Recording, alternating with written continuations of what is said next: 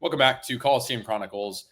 So USC is 3-0, now ranked number 25 in the AP Top 25 after the 33-17 win over Purdue in West Lafayette. I was there. It was a very interesting game, unconventional start, over 3-hour rain delay. But Terrence, let's talk about just the overall takeaways. I know it's been a couple days to digest what went on. What was your overall takeaway and what did you like from USC? We'll start with the positives. Okay. Because I definitely have negatives. Yeah, we'll get to that after, but let's just hear off the rip your positives from Saturday. All right, positives. It's the two that go hand in hand. Jayden Maiava looks fantastic, and the receiving core is incredible. Although we already knew that, so I don't really know if that's a takeaway. Every single time I'm seeing these two combinations week by week, they just look better and better. It looks like they're more in sync than last year. You have Lane, you have Lemon. They both look fantastic. Tanuk Hines getting involved. He was great. I really liked what I was seeing from Jayden Maiava as well. The deep balls look fantastic. I love him getting involved in the run games, in that in those RPOs, in those read options. I love seeing him do it. Obviously had that rushing touchdown. I like a lot what I'm seeing from Jayden Maiava. I like a lot what I'm seeing from that wide receiver core. I'll throw the run game in there too, because obviously they did run for 178 yards. That's no small feat. But I thought Eli Sanders was a lot better than Wayman Jordan. But that's another topic. But that's what I thought. That's fair. To complement to what you were saying, I mean, the D line is looking like one of the top units in the country. I mean, credit to you, Terrence. You were the one who said it was going to be the best group on the team, and you were pretty spot on there. 14 sacks through 3 games, that leads the country. They also, I think the thing that really impressed me was you had guys like Floyd Bucard, Christian Pierce getting sacks. Whereas, the past couple of weeks you saw was more Anthony Lucas and Eric Gentry, guys like that getting in there. But it was guys in the secondary, and then Bucard is a true freshman. Him and Jakeem Stewart, 2 D linemen that are true freshmen, looking really, really good. As Jeff puts in the comments there, I think maybe you should start a dialogue. I think it's both talented. Before we can say anything, they're both talented. They're both very talented. But go on. I just think to that point, I think Eli is very, very fast, and it helps him bounce outside more. Whereas Wayman, he's a guy who bursts up the middle a lot more. But I think Purdue was stacking the box quite a bit early, and it didn't really help him. So I completely agree with it. What about King Miller? Like, King Miller is looking. I love seeing him getting early touches because he deserves it. And he was good. He made great use of it in those. What is it? He had 4 carries, 17 yards. I really liked what I saw from him. Yeah, Brian Jackson's inactive. I don't know how long or how severe his injury is, but he is injured right now. So to have a guy like that, 3 tailbacks, you talked about the deep receiving core. I thought from this game as well, I really liked, and you talked about Maiava, I think his pocket presence really impressed me a lot.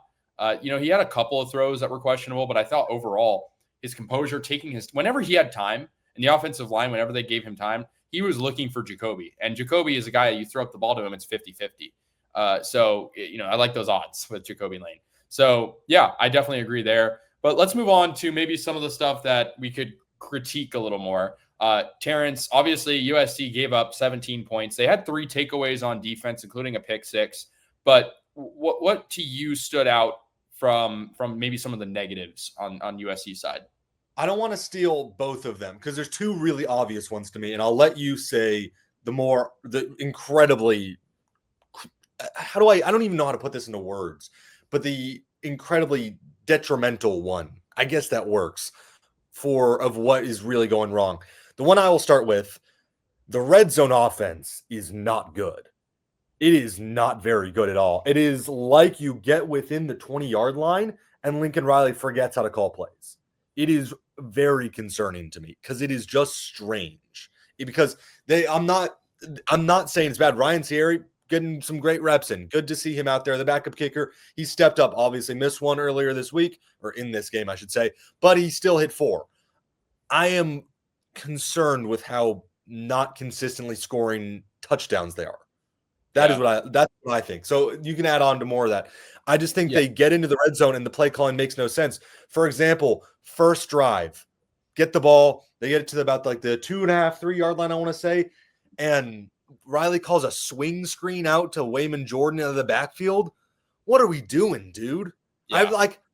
I've kind of been, I tweeted this out, but during the game, but the Riley brothers, Garrett Riley too, their obsession with these swing out screens, these wide receiver screens is incredible to me. It does not work that often. You rarely see these wide receiver screens really burst out and make like a massive play. Obviously, occasionally they do. We're not seeing really phenomenal success with them though. No, we're not. And I think the thing that sort of fascinates me is the fact that what you brought up is very true. But on the flip side, they were 4 for 4 on fourth down. So picking up those needed yardage on plays isn't the problem. I think it's a psychological thing. We saw this last year too. And it happened with Miller and it happened with Maiava. Look at that UCLA game last year. In the Washington game. I mean, I don't need to remind anybody. That was really bad last year, and you thought that was going to get better because of the fact that, they were putting more strides into focus and Jayden Maiava's decision making. And not just that, but I felt like Lincoln never came out and said, I'm going to play call better, but it felt like the intention to maybe run the ball a bit more when you're close was there. And I just don't know if it's working. So I completely agree there, but I think I know what you're getting at with the second one, and that's the penalties. That actually wasn't, but that is another good point. That actually wasn't. I do have another problem. Okay, well, I'll talk about the penalties first. I don't have how many yards they gave up on penalties, but it was a lot. Really good, Jeff. Yeah, we talked very briefly about the positives, but we'll talk more about the pass defense in a bit because we're going to talk about our AP polls and what we believe. But the pass defense is not the pass defense. Excuse me. Yes, thank you. Pass rush is phenomenal. But sorry, Kasey, Eric Gentry should have had a pick six in that game. That is a completely different topic. Another thing to get into.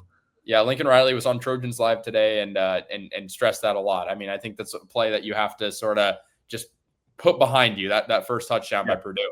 But the penalty. Hold on, really quickly, quick tangent, because the way that I explained that touchdown, whether you think it was a forward pass or not, whatever, it wasn't called, whatever. The way I have explained that play to people who didn't see it live was it is like if there was a Space Jam football movie where one of the ways that the Toon Squad, before getting their morale up or getting whatever they need up, the way that the Toon Squad scores is by doing that because the Monstars didn't really understand the game and the rules. That it was such a ridiculous and Looney Tunes-esque touchdown. I couldn't even be mad at the defense because obviously, just talked about it, Eric Gentry should have had a pick six. But, it was so absurd that, how do you even get angry about that? Yeah, no, I agree with you. I mean, it's one of those things where you have to just move on, and I think they did a good job. And then they sort of didn't after halftime because they sort of got in their own heads. Granted, I cut them a lot of slack this week just because of the delay. I think it throws you off so much. I was at Ross-Ade Stadium for 12 hours. No exaggeration. Those guys, if I was there for 12 hours, they were definitely there longer. So, yes. I don't necessarily fault them for some of those mistakes. Maybe some of the mental errors, I cut them some slack. But speaking of that, and Jeff puts it in the chat, 105 yards on the penalties. You had back-to-back offsides on a red zone push.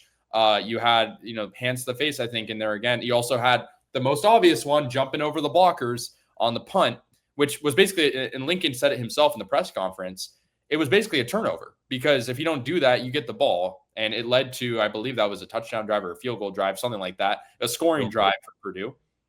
So, yeah, it's the mental lapses. The penalties need to stop. And look, if they were getting a bunch of penalties that were sort of, physical ones like roughing the passer, I would almost be less mad because it would be okay, at least they're exerting physicality. But these are mental lapses. They're offside, stuff like that.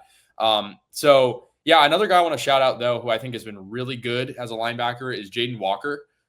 He's, a young guy as well, getting another – I think he had half a sack this game, or he had a full sack maybe. He got a QB pressure, though, or tackle for loss. Tamir Robinson also had a tackle for loss. 10 tackles for loss on the game. I believe they lead the country. I know they lead the country in sacks. This team defensively, if they can clean up some of the stuff in the secondary and the penalties, I don't know about you, Terrence. I think it's looking pretty legit under Danton Lynn.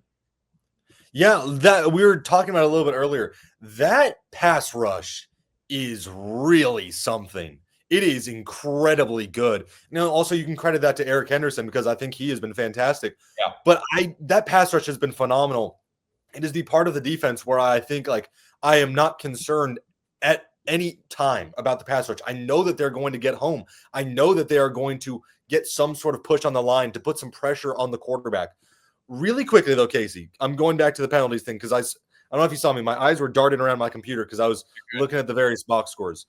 USC now has, doing the math here, they have 22 penalties in 3 games, 22 penalties for 241 yards in 3 games. Wow. And against 3 not very good opponents. Yeah, that's fair to say. Yeah, I mean, it's one of those things, like, how do you fix that? Because it's such a mental error. It's like there's so many stupid things. It's like hands to the face. Granted, I'll shout out one of these penalties because there was a defensive holding on Jakeem Stewart where he was like double teamed because that was ridiculous. That was not his fault. I don't know how they called that on him. So I will say that there is obviously missed calls and stuff like that. But at the same time, you still take that away. It's that's 231 and 21 penalties. That's ridiculous. USC could have won this game 43-3. I'll say they could have if they don't give up that 43-6. I'll say if they don't give up that fluky touchdown, then that's one of them. And then if they don't do that punt error thing with the penalty, then that probably saves another touchdown. You never know. Maybe give up one. Maybe 40-10 is my. I'll meet you in the middle. But like still, I just think it's a game that we're happy we won. But at the same time, when you think about how the games get progressively harder, you won your first game by 70, you won your second game by 30, you win your third one, or it was about 40, I guess. You win your third one by 16. So, it's increasingly almost like at a linear scale getting, you can tell it's getting more intense. Michigan State, and we'll preview them soon, but, I'm confident USC will win, but this could be a close game. Granted, the late start time, 11 Eastern, 8 Pacific. That's another thing we can talk about 2 weeks out in a second, but sorry, didn't interrupt. Yeah, we'll get to Illinois. We can talk about that. Look, I had been going in saying this. The line was 20.5. I'd been saying Purdue 20 plus 20.5 is free money. There was just so many things against USC. The going to the Eastern time zone, the waiting for 5 hours in an uncomfortable locker room. There was all sorts of stuff against them. And granted, they still were not bad. They really were not that bad. But I do want to talk about the secondary. And it's perfect timing. Jeff is bringing it up. I thought you were going to talk about the secondary as the other problem. The penalties is a great point. The secondary is an issue, Kasey. Yes. It is really concerning. Yeah. Because Ryan Brown threw for 305, excuse me. They were getting exposed every single play, and it felt like the third downs especially, the pass rush is getting home. All you need to do is just a little bit tighter on coverage, and it's a sack, it's a broken up play, it's a punt, whatever it is, and they just consistently could not do it. Yeah, and I mean, we'll talk about another guy. I mean, Bishop Fitzgerald is to me, it's like so boom or bust because he has the pick 6 the first game. Really wasn't all that good against Georgia Southern. We talked about it, and if you guys want to go watch our video from last week about how some of it wasn't Bishop's fault, but some of it was on those touchdowns. Mm-hmm. And then this week he gets 2 interceptions, one of which was really clutch. One of them, potentially saved the game because it was, 8 minutes left in the fourth. USC's up 2 touchdowns, and it's a red zone drive. But I feel like DJ Harvey and the safety, I mean, Kamari Ramsey's great. Don't get me wrong, but I feel like the safeties as a whole and the DBs and the cornerbacks are not on the same page right now. They're just the communication's not there. And I mean, I'm sure you agree. Is there anything else that stood out to you issue-wise with the secondary besides communication? I mean, I just feel like guys can't play one-on-one with the receivers outside.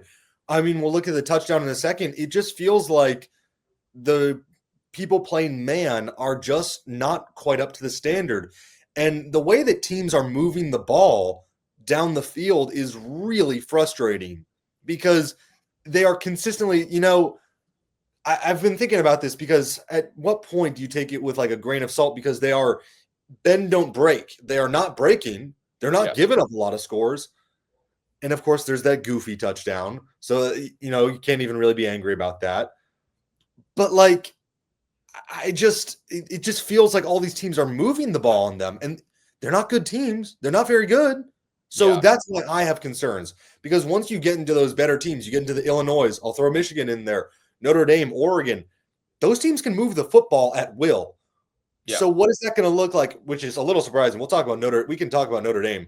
They have gone completely 180 of what their brand is. Yeah. But those teams can move the football. That's all I'm saying. And that is concerning, that a Purdue, that a Georgia Southern is moving the ball. The one thing I will say about, this is maybe more credit to the D-line, but I think one thing that I will applaud the secondary for is there wasn't a whole lot of missed tackles in this game. And also the run defense in this game was pretty good. I mean, Jayden Maiava is a pretty good tailback. He only rushed for 45 yards on 12 carries. They gave up that one big run to Brown. He had a 26-yard run, but USC as a whole. Kasey, that was the touchdown.